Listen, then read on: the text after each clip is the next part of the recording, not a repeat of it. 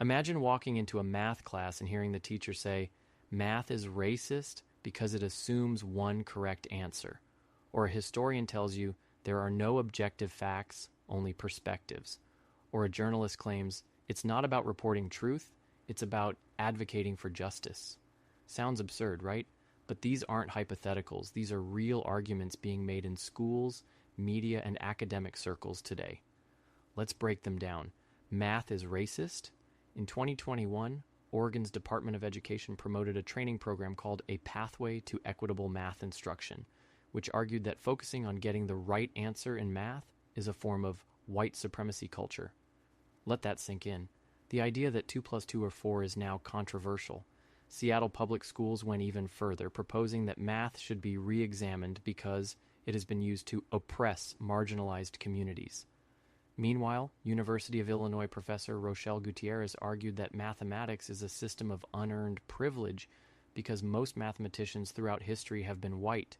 But here's the problem. Math works because it's objective. If an engineer designs a bridge based on multiple perspectives instead of correct calculations, that bridge collapses. Math isn't racist, it's reality. Now, let's talk about history. There's a growing belief that there are no objective facts, only perspectives.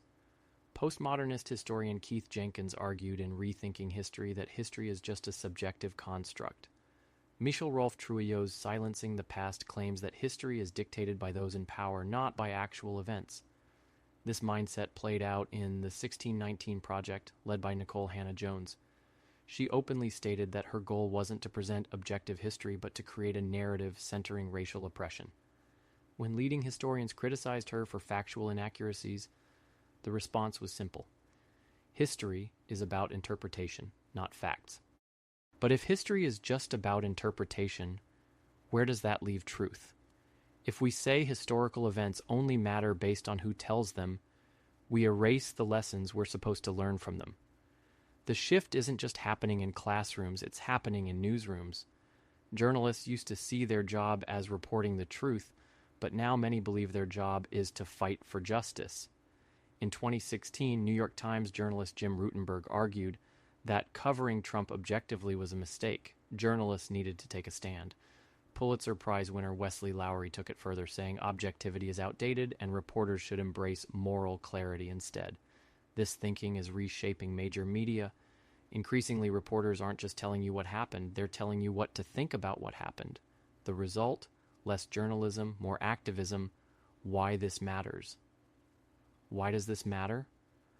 Because when we abandon objectivity, whether in math, history, or journalism, we aren't just changing how we think.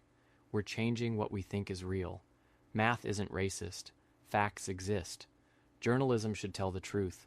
The moment we lose sight of these things, we lose our grip on reality itself. And if we're not careful, the world we build will be one where truth is just whatever the loudest voice says it is.